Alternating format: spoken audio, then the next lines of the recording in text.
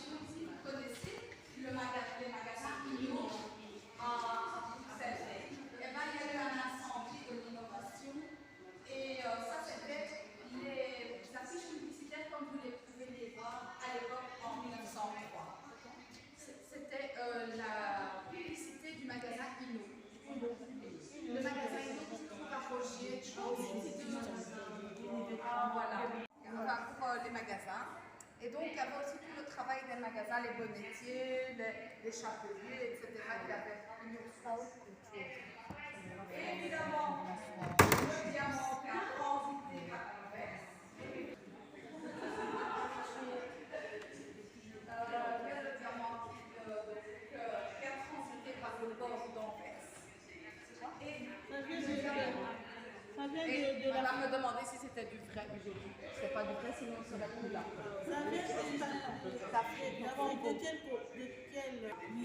La radio, tout ce qui est secteur d'assemblage automobile, donc par Anderlecht et Molenbeek, il y a un énorme parc automobile à Kuregem, vous voyez où il y a le marché.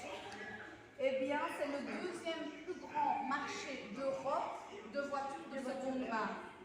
Il y a énormément de voitures, toutes les marques de lait, etc. Et alors, il y avait une grande culture de la bière en Belgique. Il y avait beaucoup de brasseurs en Belgique à l'époque.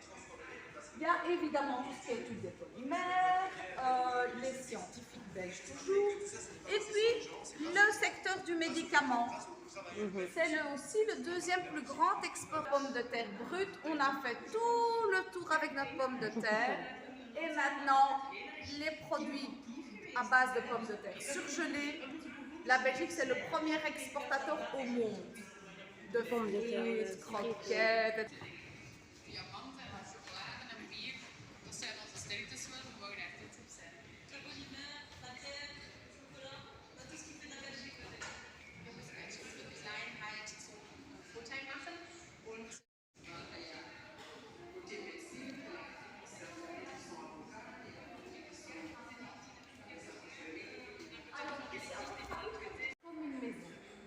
C'est-à-dire que c'est pour ça qu'il y a eu le secteur des pensions.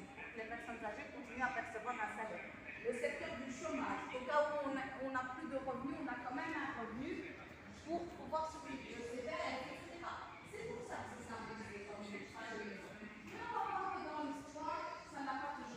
c'est une famille en Flandre. Est-ce qu'ils vous ont les riches? Alors, si vous voyez que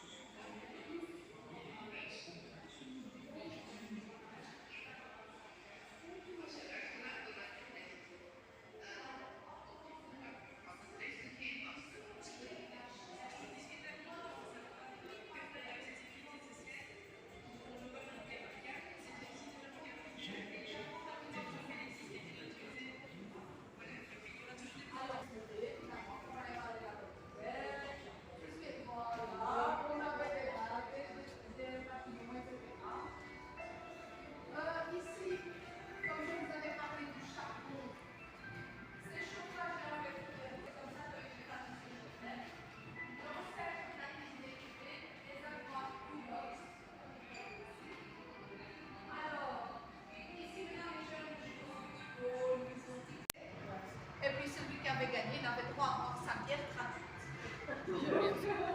Alors voilà.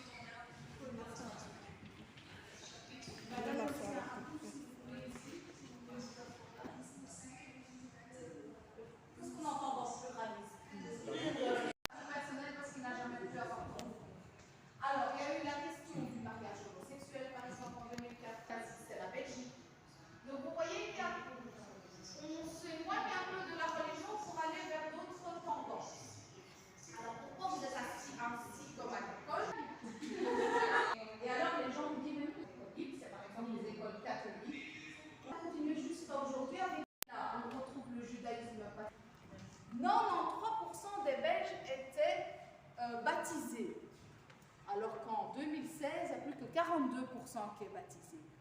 On voyait que les mariages à l'église, ça concernait 86% des Belges. En 2016, c'est plus que 17%. La fréquentation de la messe le dimanche, donc la messe dominicale, c'était la moitié des Belges. 46% allaient en 1962. Aujourd'hui, il n'y a plus que 2% des Belges qui vont encore à l'église le dimanche. Et il faut dire que c'est des vieillards. Oui, ce sont les personnes âgées. Il n'y a plus beaucoup de gens qui font. On voit que c'est quand même 47% en 2017. Donc, face à la mort, on pense quand même à Dieu. Parce qu'il y a encore beaucoup de gens qui disent.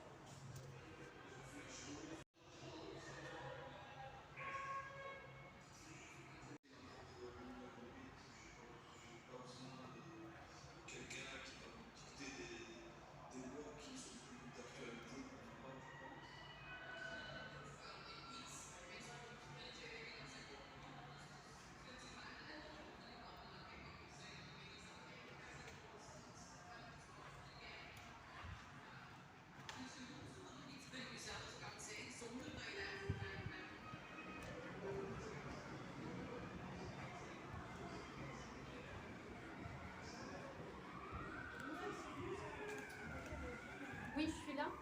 J'ai vu un reportage hier. Oui. Le prince, je pense que c'est Albert qui avait une autre fille. La fille, elle avait fui en exil à Londres. Et... Oh, normalement, on doit vous attendre en haut en vous donnant quelque chose, une médaille. Courage. Alors voilà, ici, belge, comme la Sabena, par exemple. Les cahiers à Thomas, les Belges ont souvent étudié dans des cahiers à Thomas. Pour pouvoir étudier les squelettes, etc., dans les universités, on prenait les poissons rares dans les bassins des eaux africaines et on les ramenait dans les universités belges en sciences vétérinaires et en médecine. Et on étudiait le bal du long, moi je ne suis pas Paris, mais en fait, Maintenant, c'est en ici. par la Belgique. Voilà. En fait, ce qu'il y a, c'est que c'était un bateau que les Belges utilisaient pour aller en expédition vers l'Afrique. Et vous voyez qu'il est hyper bien organisé parce qu'ils avaient des classes, ils avaient des chambres, ils avaient des frigos à viande, ils avaient là où ils mettaient toutes leurs provisions, leurs médicaments, il y avait une infirmerie. Il y avait tout dans ce bateau pour pouvoir survivre en mer plusieurs mois. Donc c'était révolutionnaire pour l'époque parce que ça c'est une maquette du bateau comme il était. Et donc en fait c'était assez impressionnant le travail pour faire ce bateau. Alors il y a aussi les artistes belges. On est très connu pour le surréalisme à la belge. Donc vous avez un tableau de Magritte.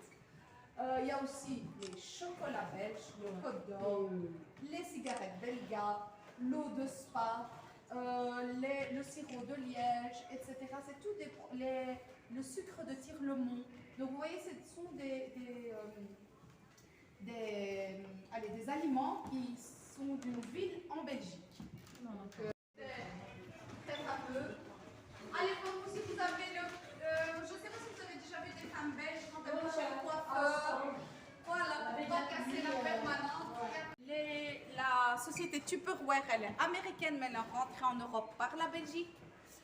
Les armoires Culox, les Masterview. Les Belges, évidemment, sont très connus pour la bande dessinée. Exactement. Qui est traduite dans toutes les langues. Par exemple, je ne sais pas comment. Je sais pas. La bière, toujours. Tout Stillmans, qui va bientôt avoir un arrêt de métro. Et qui était là pour l'harmonica. Parce que les Belges aussi étaient connus pour la musique dans le concours Reine Elisabeth. Et alors, vous avez aussi Eddy Merckx qui a gagné plus de 500 courses de vélo. Il y a les designers qui habitent dans les cantons de l'Est. Pourquoi les cantons de l'Est? Il y a beaucoup de forêts. Donc ce monsieur, tous ses meubles, ils sont d'inspiration forestière. Il a des chaises en bois de forêt, les tables, tout, il a tout fait comme ça. Il y a la marque très prestigieuse Delvaux, qui fait les sacs Delvaux, qui coûtent très cher. Il y a la vanille Samsonite. Samsonite, c'est belge. C'est belge. Parce qu'en fait, sur la chaussée d'Ixelles, la famille Léonidas, qui a aussi cherché son chocolat, aussi. Et en fait, ils se promenaient sur la chaussée d'Ixelles en tenant le ballotin de praline comme ça et ils mangeaient. Et c'est là qu'ils ont inventé le ballotin parce qu'ils voyaient les plus pauvres marcher avec un paquet de frites. Alors ils ont dit on a envie de vivre un peu comme les pauvres mais avec un aliment riche. Ils ont inventé le ballotin.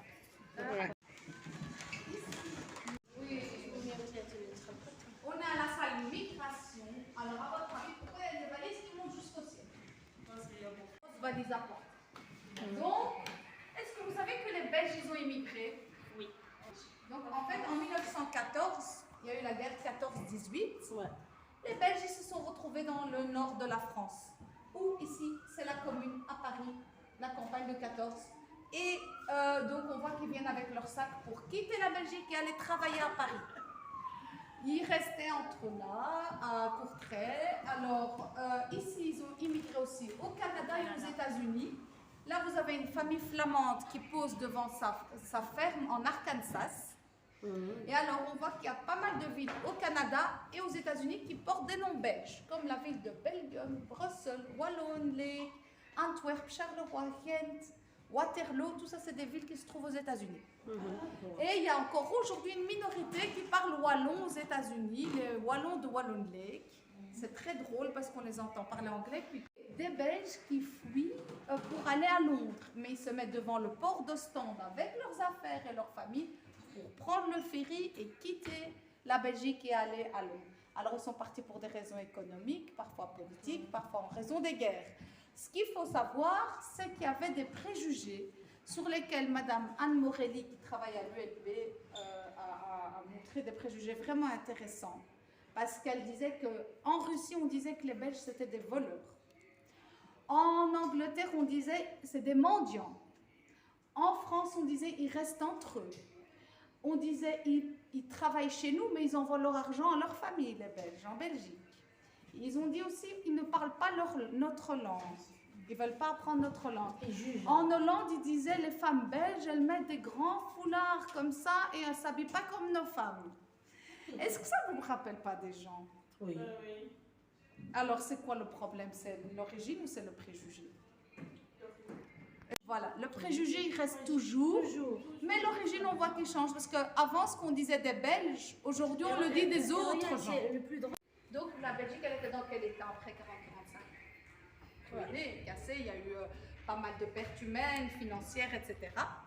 Et comme je vous avais parlé de cette exploitation du charbonnage, on a fait appel dans les années 40 aux Italiens. Parce qu'en fait, au sud de l'Italie, il y avait beaucoup de chômage. Et nous, ici en Belgique, on avait besoin de quelqu'un qui travaille le charbon. Alors, les Italiens étaient échangés, un homme contre un sac de charbon. C'est comme ça à l'époque. Parce que le ministre Van Acker avait dit qu'il voulait gagner la bataille de l'Orient. Donc l'Orient pour nous maintenant c'est le pétrole, mais pour lui à l'époque c'était le charbon. Alors, les Italiens sont arrivés. Après, qui a succédé? Les Grecs, les Turcs, les Marocains, l'Afrique subsaharienne. Il y a eu beaucoup de gens qui sont venus travailler en Belgique. Par exemple, ici, vous avez le permis de travail d'un monsieur turc qui est venu reconstruire la Belgique. Et donc, ça a été aussi qui sont venus avec un objet qui leur rappelle l'immigration, soit de leur famille, soit de leur propre immigration. Donc, vous pouvez regarder à votre aise, et c'est très intéressant de voir la différence entre un. Mais par exemple, ici, comme vous savez, il y avait des droits, on parlait dans la salle Europe, il y a des institutions. Je fais le Maroc. Regardez le t-shirt parce qu'il a dit, comme c'est le dernier objet qu'elle m'a donné avant de quitter l'Afghanistan, après ma maman elle est morte, je l'ai plus revu. Et donc, mais le dernier objet c'était ce t-shirt et il a fait le don au musée pour se rappeler du t-shirt que sa maman lui a donné. Mais.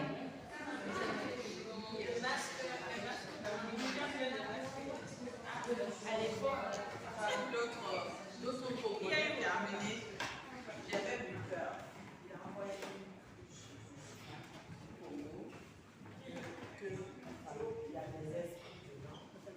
J'imagine que vous avez déjà vu ça en citoyenneté.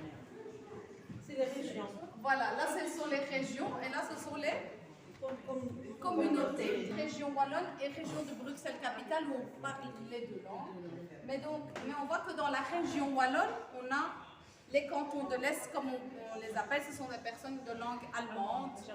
Et il y a la communauté française, et puis après on a la communauté flamande, et puis une communauté mixte flamand et français. Et donc en fait c'est comme ça que s'est dessinée la Belgique. Quand on parle à l'international de la Belgique, les gens nous regardent avec les yeux comme ça. C'est un petit pays comme ça, vous avez tous ces problèmes. Vous n'arrivez pas à vous entendre. Et vous dites aux immigrés de s'intégrer. Et alors, et vous voyez le noir, jaune, rouge, on dit que c'est le nom de famille Belgique. Et les prénoms, c'est région, communauté germanophone, communauté française, communauté flamande, Bruxelles-Capitale, et chacun a son prénom. C'est ça le drapeau, ça représente. Et comme vous avez les frères et sœurs, ils se chamaillent entre eux. C'est pour ça que là, on a le lion flamand et le coq francophone, l'espèce de dragon germanophone et l'iris de Bruxelles qui couronne le tout. Vers l'Europe.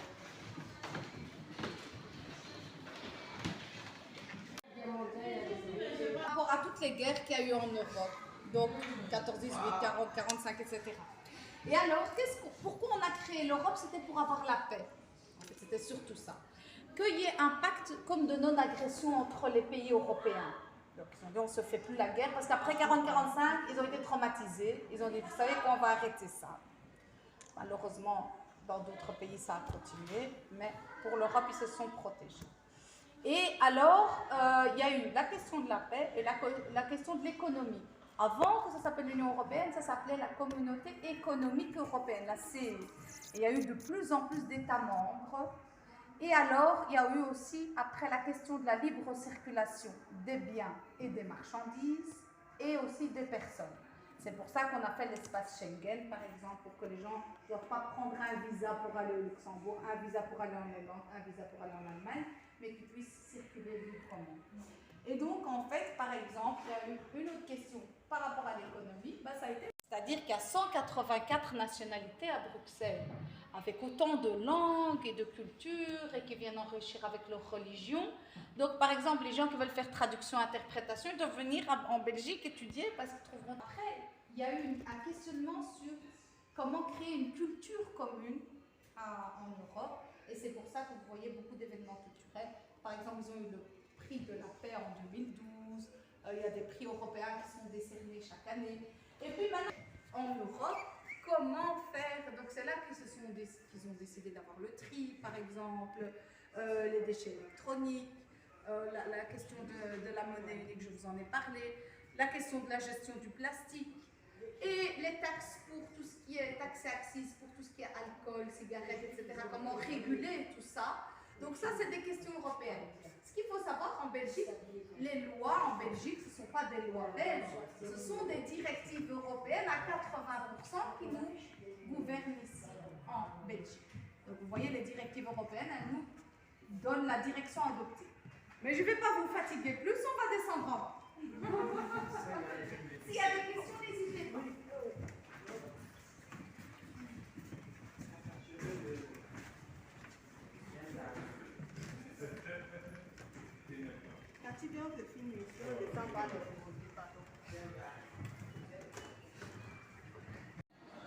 De Victor Horta, vous connaissez, hein, il y a même un arrêt de train qui s'appelle Horta, je crois. Alors, c'est tout ce qui est architecture à Bruxelles, etc. Vous avez un gaufrier, il y a des gaufres de Belgique, et aussi toutes les dentelles de... Alors ici, je ne sais pas si vous savez que l'ancêtre d'Internet, c'est en Belgique. Parce qu'il y avait le Mondaneum, inventé par Henri Lafontaine. Et c'est quoi le Mondaneum? C'est qu'un monsieur a dit un jour, j'en ai marre de devoir aller chercher mes connaissances à gauche, à droite. Je vais créer une grande armoire avec des répertoires où je vais répertorier la connaissance et il suffira de tirer une armoire et j'aurai tout ce que je veux savoir. Et c'est sur ce modèle-là qu'a été inventé Internet. Répertorier la connaissance. Alors, malheureusement, la Belgique est connue pour l'exportation des armes. Pour aussi, ça c'est un lion qui vient de la gare d'Anvers. Ça, c'est en 1896, c'est-à-dire. Alors, ici, vous avez un jeu de cartes qui vient du film James Bond 007. Pourquoi? Parce que vous connaissez le film Casino Royale. Oui. Eh bien, en fait, beaucoup de jeux, que ce soit le billard, les jeux de cartes, les jeux de société, sont exportés partout dans le monde, y compris aux États-Unis, mais viennent à la base de Belgique. Et donc, par exemple, dans le film de James Bond, ce sont des cartes belges avec lesquelles ils jouent dans Casino Royale. Alors, en Belgique, on cultivait toutes sortes de poires. Et même les devoirs à l'école primaire, c'était répertorier les poires. Oui, vous imaginez. Alors, ici, vous avez... dit, elle est trop sucrée. À Dinan, si vous allez dans la ville de Dinan, vous pouvez voir le saxophone. Parce qu'avant que Adolphe Sax vienne faire jouer du saxophone, eh bien, les saxophones n'étaient pas connus. Et c'est lui qui a vraiment donné ses plus belles lettres au saxophone. Donc voilà, ce que je voulais vous dire, c'est que vous pouvez revenir avec vos enfants le mercredi après-midi dans ce musée, c'est gratuit, à partir de 14 petits tiroirs à hauteur d'enfants, où ils peuvent aussi faire la visite. S'ils ont envie de venir, ils sont les bienvenus. Ça, c'est un habit d'un... Je crois que c'est le comité central, conseiller du domaine de la ville, Il y a un roi parmi eux, ou c'est des scientifiques, ou c'est des poètes, on dirait plutôt des gens désarmés.